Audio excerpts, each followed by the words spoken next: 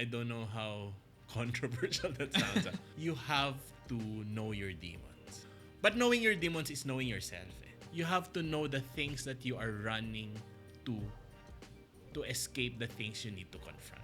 Hi, welcome back to Soul. Today we are with TV and film writer BJ Lingan, and we talk about emotional trauma and how to use that to write an authentic story that serves others and gives them a voice.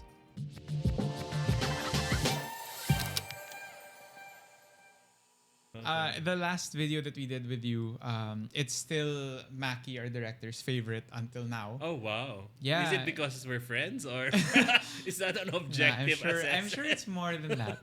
Okay. Because it goes really down to what matters when it comes to telling stories. Thanks. So it's dealing with your trauma and how you can't create like art that strikes a chord is art that is honest about the brokenness that you've been through. Yeah. And we've encountered art or stories that feel kind of shallow and it doesn't strike a chord. That's probably because it feels disingenuous. Yeah. Have you come up with any like additional thoughts since we did that shoot before about how That was way back na, no? Oo nga eh. Like, I guess when we were talking about this then, like how trauma is related to creativity. And specifically for me as a writer, how trauma is related to writing. It is writing is there's a necessity for you to confront trauma. And I was telling you nga, you don't have a choice because you can't produce a written work without facing trauma. You may produce, but I don't think it's a truthful or authentic written work.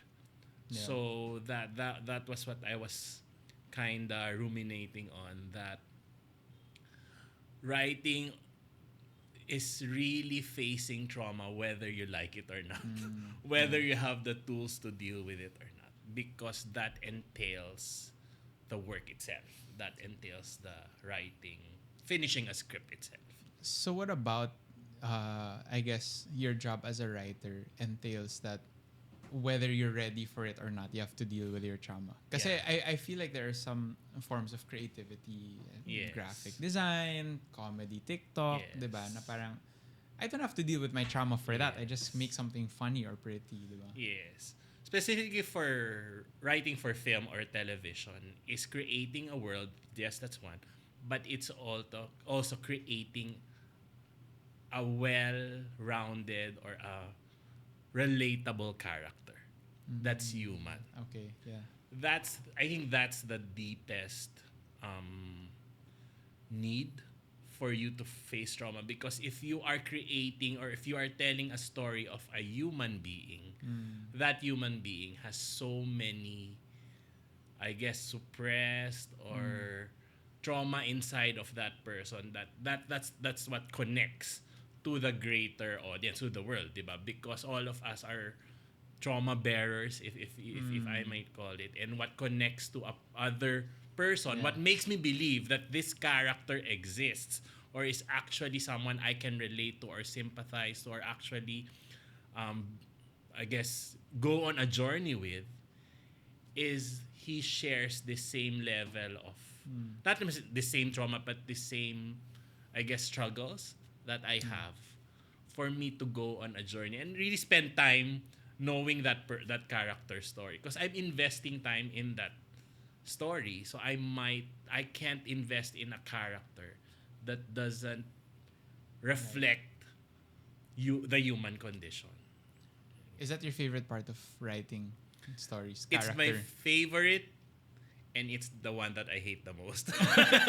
it's the most painful, yet it's the most glorious. I say it always, like, because it's not easy. It's painful, but it's the most rewarding.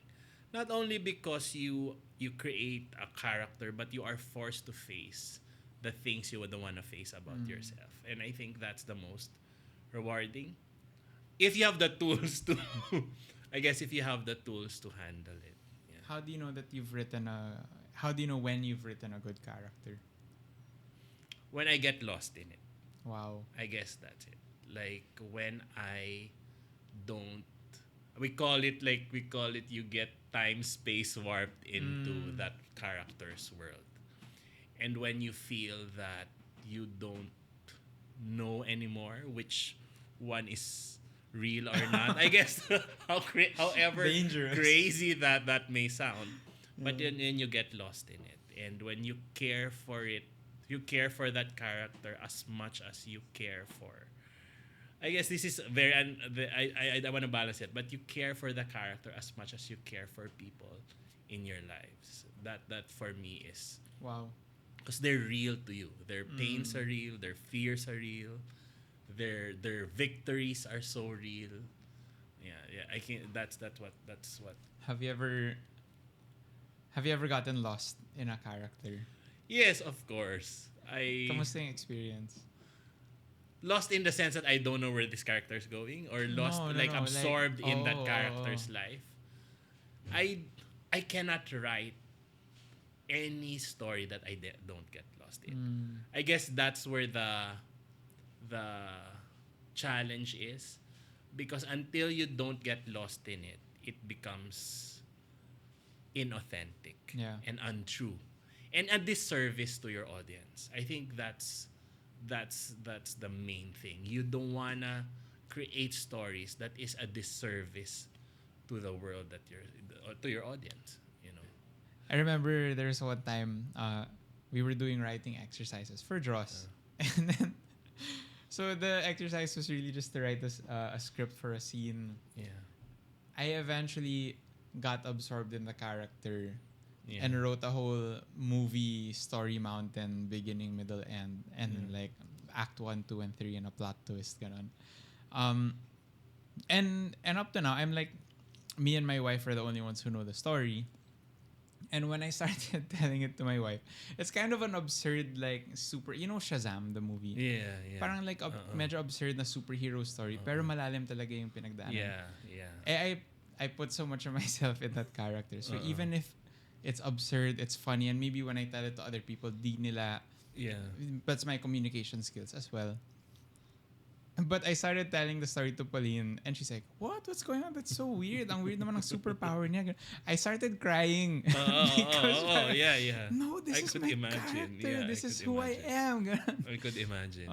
Yeah. And I was talking also to my wife about this to Pauline, na even vloggers and online influencers, a part of why you want to follow their life and their stories, because you see a part of yourself in them.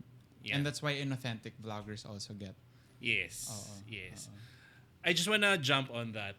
Like, when I was starting to write, it felt so, I guess, insulting whenever we'd feedback on a script. Like, you write a script and there was a feedback meeting, so everyone would feedback on it, the director, the producers. And then each feedback would hit so hard because it was too personal. But I learned early on that film, or for television, writing for film and television is not a finished process on paper. Like, it's such a collaborative medium. So the writer is not the sole creator of the story. So the moment that you submit your script, that's not yours anymore. So and that's hard to accept. Yeah. And it's such a hard a lesson to learn. But the sooner you learn that lesson, the more it's gonna be not easier, but the more you see the picture of what film or writing for film and television is. It's a collaborative endeavor. So your only script that you can claim as yours is the first draft. Wow. The moment you submit it, and the moment people comment on it, and the moment you revise based on those comments, that's not your draft anymore. You're opening it up now. Yes. So that's why I'm saying that you are not the sole creator. It's not a novel, or like a novel kasi is a finished work on paper the moment the writer gives it to the editor. And of course there are a few but it's the writer's piece. The text ends in the printing of it. But a film and television project ends in the showing of it. Parang ganun. Actually, in the watching of the audience. Isn't that so tough? Parang, wouldn't you rather na ikaw or Yeah. through the years, has it been worth it for you na collaborative? Maybe Parang because I really enjoy the process of creative collaboration. I really enjoy it. I really enjoy getting feedback. I enjoy ideating with the group. I enjoy the process of coming up with creative solutions whenever there's a problem that the team encounters or the story encounters, because I enjoy it. I guess if you're kinda, I don't want to call selfish, pero if you're the type of creative person who's wants to stick to your voice alone, that's kinda, I don't think that's in the field or industry that's for you. Pero for me, I enjoy the creative process. It's such an enriching process. I feel fulfilled. It enriches me as a person and as a creative person more. how about for so for people who aren't very collaborative, it might not be the path for you. How about for people who have trouble dealing with their trauma? Parang ako in my daily life, then it's not natural for me to wake up and say, "Hey, I want to deal with my unprocessed trauma today." Yeah. Diba? Parang Actually, dealing with your trauma and then having others have a say on how you dealt with trauma is the more difficult. For example, a script, you kind of dealt with your trauma and other people will say, that's not too realistic. So, parang, how can you manage that, right? So, your question being, parang what advice maybe would you give people who know, like, I mean, if you're watching right at this point, like, yeah, okay, there's stuff inside that I have to deal with, and because of it's mainstream voices nowadays on TikTok now, we have to deal with it, right? How do you get there even as a creative? we will deal with trauma whether we're ready for it or not. I think the goal is to how to healthily deal with it. That's the goal. And I love the age or the world we live in now, that there's so many resources and information that's available to you to deal with trauma.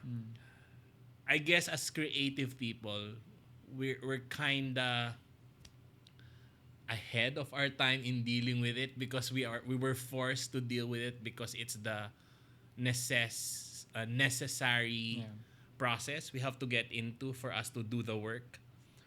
But siguro the setback then was we weren't equipped. We deal with trauma, but we deal with it in a very necessary way lang. I just want to let people know that there's a healthy way. You don't have to get stuck into it's just part of the game or it's just part of the work you do. And you don't have to be this artist that's so traumatized that you get into, I guess, situations or coping mechanisms that are not healthy for you. So I think the hope is, and this I see it very clear now, is there are tools and there are I can't separate my faith from it. There's a faith that is available to you to deal with trauma in a way that's gonna be good for you. How I read your article, parang the day that you felt hope died. Yeah. And you mentioned a lot also about your faith helping you build resilience even. How was that it was, but parang as a traumatic experience for you, how did your faith help you then as a specific example, and then like broader? I think it's the inextinguishable hope that faith brings, because pain will feel as painful as any normal person. Like whether you have the faith for it or not, it will still feel the same. Trauma will still feel the same. Fear will still feel the same. It will feel the same. It will weigh on you as much. So when for example, me, who is a person with no faith, is dealing with rejection or grief, as a person with faith dealing with grief or pain, it's the same level of feeling or thought pattern or processes even. But the difference is the hope. Wow. The difference is that there is an end to this. There is an other side to this.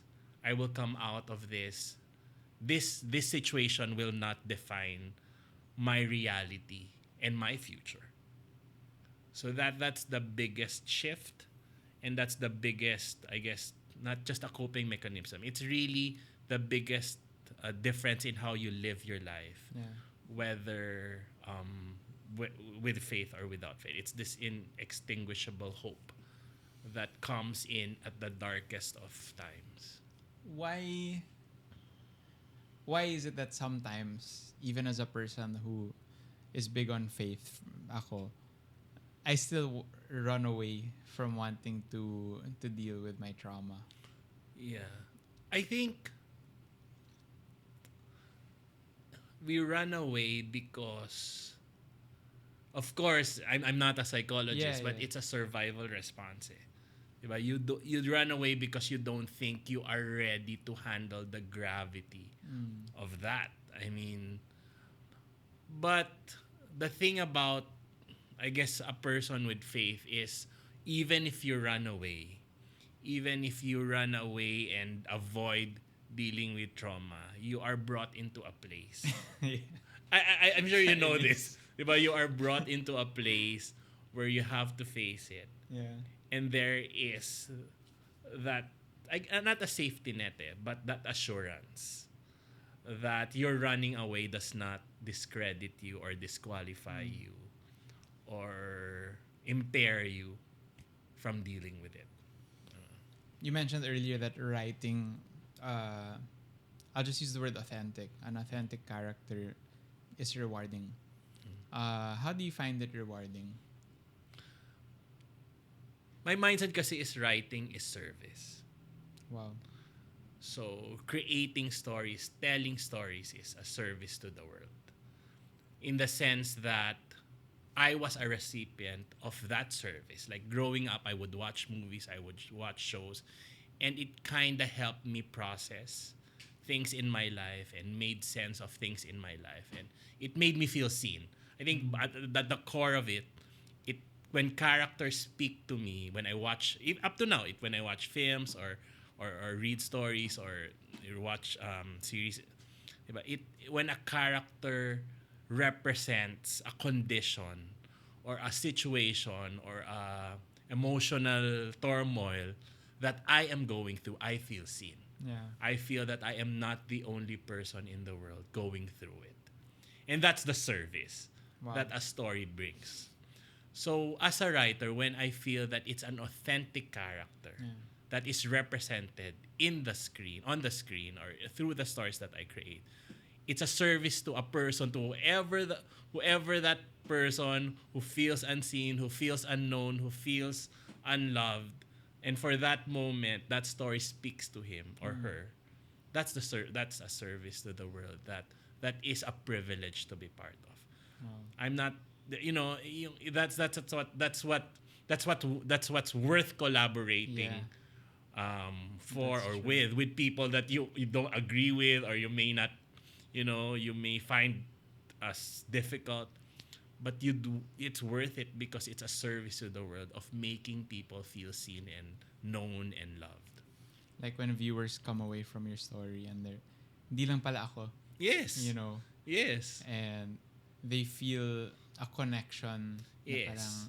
And I think more so now. I mean, there's a higher demand to be seen and known. That's true. Because it's the connections that are available are so are varied, or it's so out there that to really deeply connect with someone is so valuable now. So it's a service that's more and more becoming, I guess, not naman needed, but valuable. That I don't think any AI can replace. That's a service to the world. Yeah, I agree. You just recently completed a film course Yes, found yes. story, Yes, by Bing Lao. with Yeah. Bing Lao. Are so I mean, no doubt that was enriching. Yeah.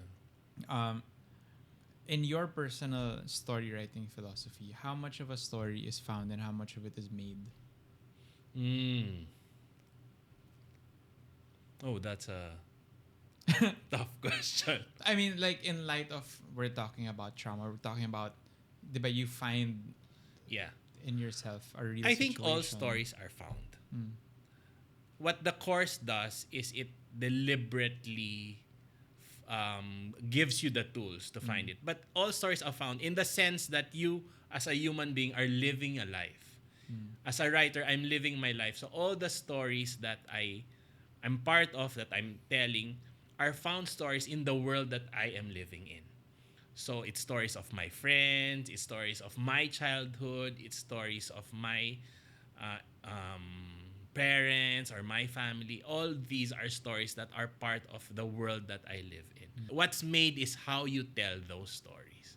Gets. You find stories, these are stories that are found that exist in life, but how you, I guess, derive the germ or the nugget of the idea that will turn it into in a story that's worth telling.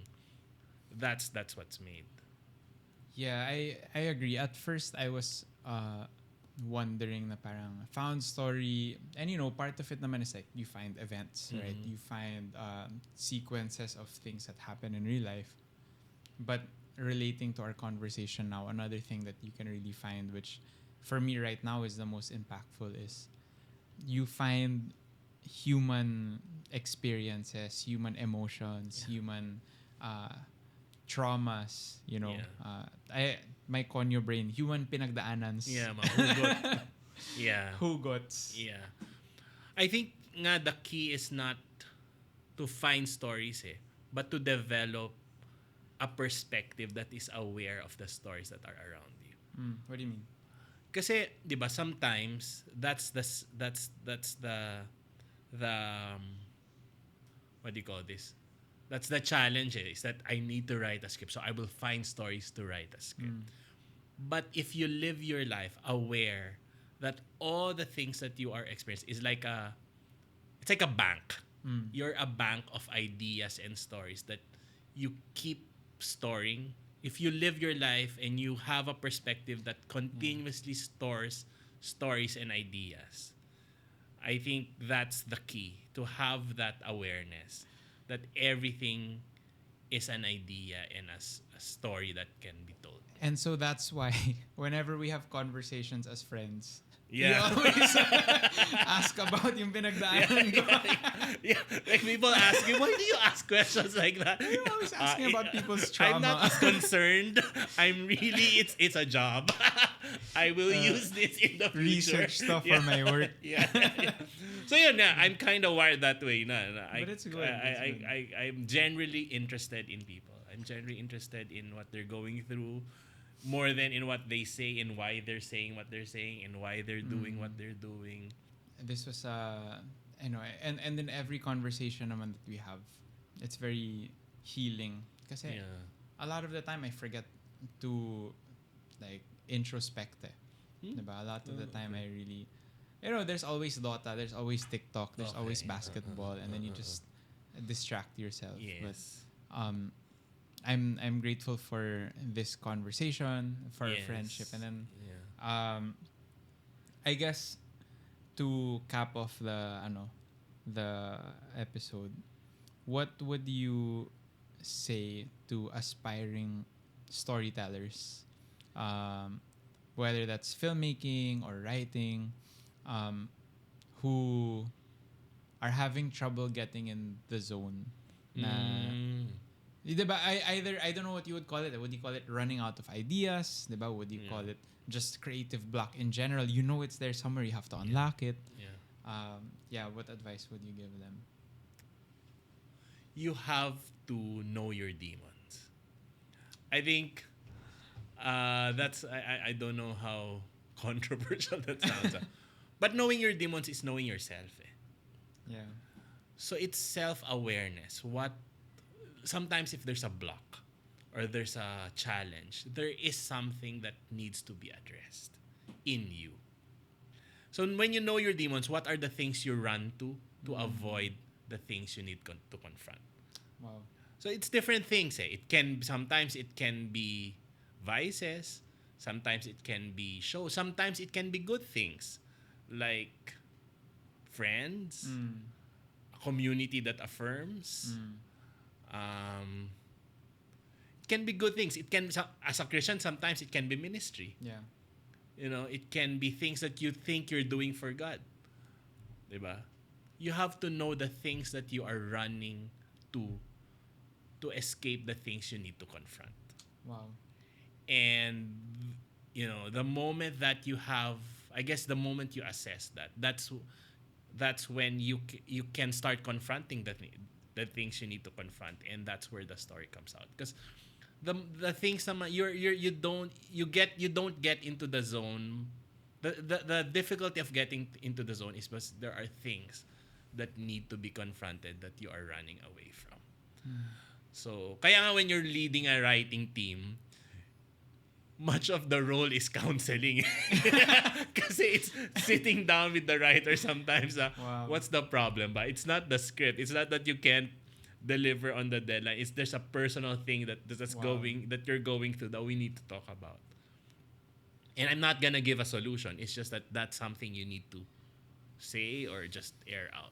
I think a big part of character writing, at least based on what I've learned from you at this point, is articulating the traumas and struggles of the human experience. And when you're able to articulate it, especially to someone who feels alone in their struggles and traumas, you give them a voice and you make them feel seen and heard. And that's the service. Yes. And sometimes kasi there's an attack now on just articulating. What does that do? What does articulating do? But I guess stories are proof that articulating heals. Articulating helps. Articulating makes you make sense of things. You need to watch Barbie. There's a line. Yeah. By parang expressing the cognitive dissonance of what it's like to be a woman under the patriarchy. You disassemble it or something like that. You begin to dismantle it. Yeah. I think yun yung kasi if you don't have that kind of mindset that articulating is just again just saying it out loud. And it doesn't contribute to anything. I don't think writing or telling stories will be appealing to you. Because there has to be meaning behind the articulation. Yeah. There has to be a purpose behind it. Yeah. Well, thanks for the conversation. Every conversation talaga with you is so meaningful. Hope to have you again on the podcast. Suke. Yeah. See you guys again soon.